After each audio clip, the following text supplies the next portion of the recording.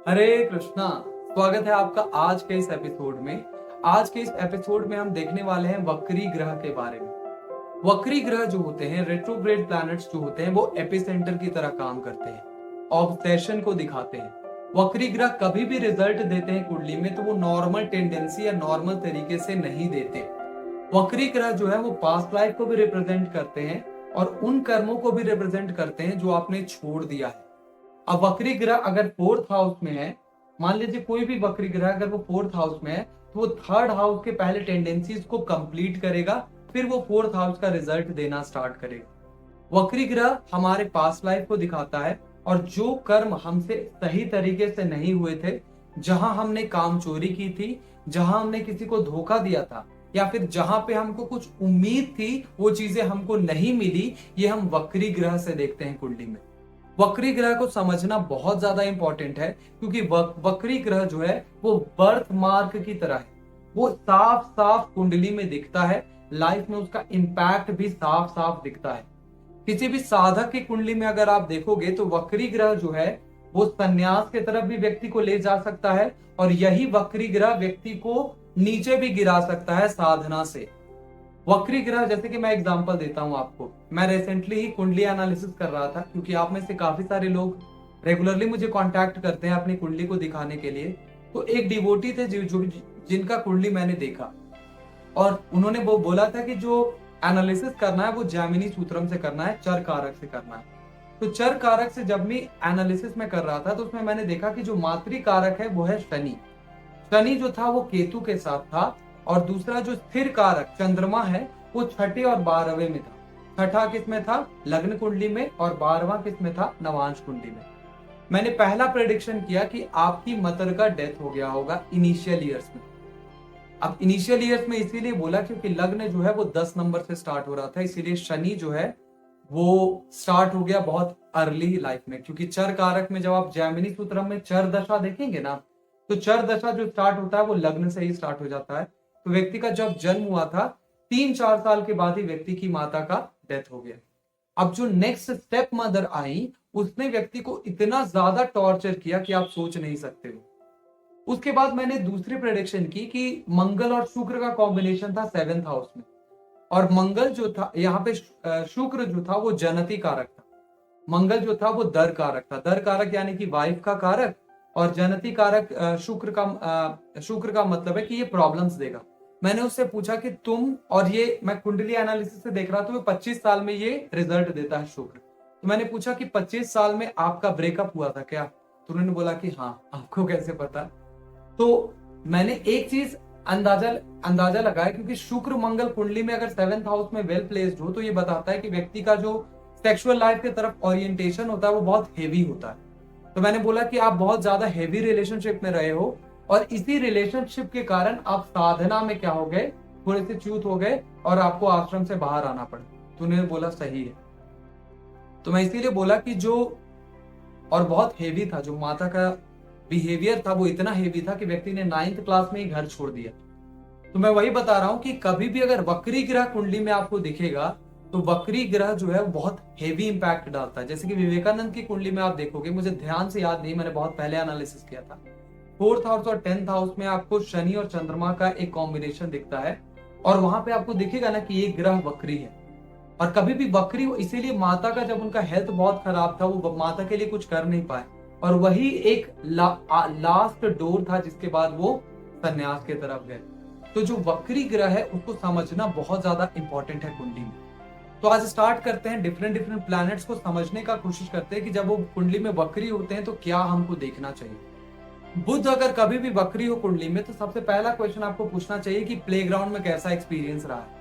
आप देखो कि बुध किसका कारक है, और बुध अगर मान लीजिए कि बुध यहाँ पे दर कारक हो अगर, और वक्री हो, तो व्यक्ति जो कम्युनिकेशन करेगा, दर कारक का मतलब है, देखिए मैं जैमिनी सूत्रम के जो कारक है उनको यूज कर रहा हूँ, ठीक है। अब यहाँ पे ध्यान से आप सुनो, कभी भी अगर बुध यहाँ पे वक्री हो जाएगा तो ये रिप्रेजेंट कर, दर कारक अगर हो गया तो वाइफ के साथ जो कम्युनिकेशन होगा उसमें बहुत मिसअंडरस्टैंडिंग होगा, ऑब्सेशन दिखेगा डीलिंग्स में, कम्युनिकेशन प्रॉपर नहीं होगा। कितनी बार एक दूसरे को दोनों सुनेंगे नहीं, वही अगर इसको आप चेंज कर दो, मान लो कि जो मरकरी है वो अमात्य कारक हो जाए, अब ये वक्री हो जाएगा अमात्य कारक में, तो इसमें क्या होगा कि व्यक्ति अब बहुत ज्यादा स्किल सेट गेन करेगा, बार बार नई चीजें सीखेगा, बहुत सारी हॉबीज प्रैक्टिस करेगा। यही अगर मरकरी जो है वो आत्मकारक हो जाए तो यहाँ पे बच्चों से प्रॉब्लम हो सकती है। बच्चों के व्यक्ति हो सकता है कि किसी को कोडिंग सिखाए, किसी को टीचिंग सिखाए, व्यक्ति हो सकता है कि कम्युनिकेट इंग्लिश का क्लास ले या फिर कहीं प्रोफेसर हो। इस केस में आपको दिखेगा कि बच्चों से बहुत ज्यादा नोकझोंक होगी व्यक्ति को, और कुछ चीजें ऐसी होंगी जो कि बहुत ऑड होंगी। जैसे कि अगर बुध वक्री होता है कुंडली में, तो उसके इसमें एक चीज होता है कि हैंड राइटिंग व्यक्ति की बहुत अजीब होती है, इनिशियली बहुत मेहनत करना पड़ता है। दूसरा, व्यक्ति को कहाँ फुल स्टॉप एक्सक्लेमेशन मार्क देना है, कहाँ पे स्मॉल लेटर लिखना है, कहाँ पे कैपिटल लेटर लिखना है, इन चीजों में बहुत ज्यादा दिक्कत होती है।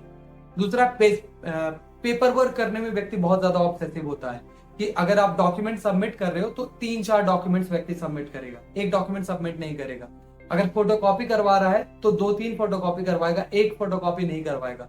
ये बुध जब वक्री होता है तो उसका कंडीशन है। अब आते हैं दूसरे प्लैनेट पे, जैसे कि मान लीजिए कि मंगल वक्री हो जाए, तो मंगल को हम चेस्ट बल देखते हैं, बॉडी का एनर्जी देखते हैं, हीट देखते हैं, नई चीजों को स्टार्ट करना देखते हैं। कभी भी अगर मंगल वक्री हो जाता है ना कुंडली में, तो सिबलिंग्स के बीच में प्रॉब्लम्स देने लगता है। सिबलिंग्स के बीच में जो डीलिंग्स होती है वो बहुत अजीब होती है। दूसरा है, मंगल अगर वक्री हो जाता है तो व्यक्ति 75 चीजें एक बार में स्टार्ट करता है। दूसरा है कि किसी भी चीज को कंप्लीट करने के लिए व्यक्ति को बहुत मेहनत लगता है, फोकस नहीं कर पाता, फोकस करने में बहुत मेहनत लगता है। और यही अगर धीरे धीरे जब मैच्योर होगा तो व्यक्ति का जो फोकस होगा वो बहुत अजीब, बहुत स्ट्रांग हो जाएगा। मंगल अगर वक्री हो कुंडली में और राहु के साथ अगर इन्फ्लुएंस में आ जाए तो ऐसे लोग एजेंट्स बन सकते हैं, जैसे रॉ एजेंट्स होते हैं, ये बन सकते हैं, आर्मी मैन बन सकते हैं। और व्यक्ति का जो चेस्ट बल होता है, बॉडी बिल्डिंग की तरफ जो पैशन होता है बहुत स्ट्रांग होता है अगर मंगल वक्री हो जाए। अब आते हैं नेक्स्ट प्लैनेट, जुपिटर वक्री हो जाए। कभी भी गुरु अगर वक्री हो जाते हैं कुंडली में तो ऐसे व्यक्ति को जो टीचर्स मिलते हैं वो बहुत स्ट्रांग मिलते हैं, बहुत हेवी मिलते हैं, बहुत मेहनत करवाते हैं व्यक्ति से। समाज में ऐसी ऐसी स्थिति व्यक्ति को मिलती है कि व्यक्ति को फोर्सफुली मजबूर करती है कि तुम अपना जो स्किन है, जो अपना चमड़ा है, उसको मजबूत करो। जैसा बोलते हैं ना कि इतना मोटा चमड़ा हो गया है कि अब इसको कितना भी मारो कोई असर नहीं होता है। अगर जुपिटर वक्री हो जाए तो व्यक्ति रिएक्शन ही नहीं देता धीरे धीरे। दूसरा, जुपिटर अगर वक्री हो जाएगा कुंडली में तो ऐसे व्यक्ति को बहुत ज्यादा मेहनत करना पड़ता है धर्म को लेकर के, मोरल वैल्यूज को लेकर के। व्यक्ति मोरल वैल्यूज के लिए कुछ भी कर सकता है, आइदर मोरल वैल्यूज बहुत अप होंगे या फिर बहुत ज्यादा डाउन होंगे।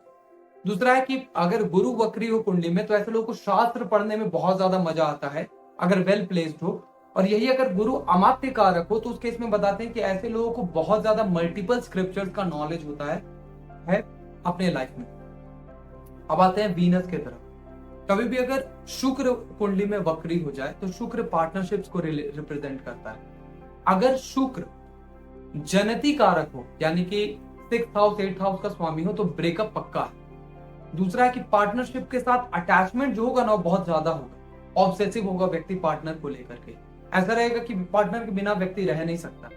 दूसरा है कि शुक्र अगर कभी भी वक्री होता है कुंडली में, व्यक्ति का जो कपड़े पहनने का तरीका वो बहुत अजीब होता है। जैसे कि फॉर्मल्स पहन रहा है, फॉर्मल्स के साथ व्यक्ति स्लीपर पहन लिया, आप समझ रहे हो, कपड़े का जो कॉम्बिनेशन है, कलर कॉम्बिनेशन है, वो बहुत अजीब दिखेगा। शुक्र जो है वो कभी भी गुलिका और मांडी के साथ आ जाए, जो कि जैमिनी सूत्र में हम देखते हैं, और इसमें अगर शुक्र अगर गुलिका मांडी के साथ आ जाए और ये पाप प्रभाव में हो जाए तो गे और लेस्बियन का ये केस बना देता है। दूसरा है कि अगर वीनस कभी भी कुंडली में वक्री होता है तो सेक्सुअल लाइफ को लेकर के व्यक्ति बहुत ज्यादा ऑब्सेसिव होता है और बहुत एग्रेसिव भी होता है। तो कुछ को ऐसे पार्टनर्स पसंद होते हैं जिनका सेक्सुअल फ्रीक्वेंसी या फिर जो टेस्टोस्टेरोन लेवल बोलते हैं, या फिर बोलते हैं कि सेक्सुअल जो फ्रीक्वेंसी है वो बहुत ज्यादा होती है अगर शुक्र वक्री। ये कुछ चीजें हमने देखा। नेक्स्ट चीज है सैटर्न का। सैटर्न अगर कुंडली में कभी भी वक्री हो, शनि अगर वक्री हो कुंडली में, तो व्यक्ति से बहुत ज्यादा मेहनत करवाता है, व्यक्ति को बहुत चने घिसवाता है। ऐसा ऐसा समय व्यक्ति अपने लाइफ में देखता है जिसमें उसके पास पैसा होता ही नहीं है, और धीरे धीरे व्यक्ति बहुत ज्यादा ग्रो करता है लाइफ में। ऐसा भी कंडीशन व्यक्ति के लाइफ में आता है कि व्यक्ति को पता ना हो कि कल क्या होगा, प्रोफेशन में दिक्कत हो सकता है, बॉस बहुत ज्यादा परेशान करते हैं अगर शनि वक्री हो। दूसरा है वर्क प्लेस पे व्यक्ति को बहुत इंसल्ट किया जाता है अगर शनि वक्री हो। दूसरा है कि जिसका भी कारक है, मान लीजिए फोर्थ हाउस में अगर कारक है तो घर का जो कंडीशन रहेगा वो बहुत ज्यादा बेकार रहेगा, शुरू में बहुत स्ट्रगल मिलेगा लाइफ में।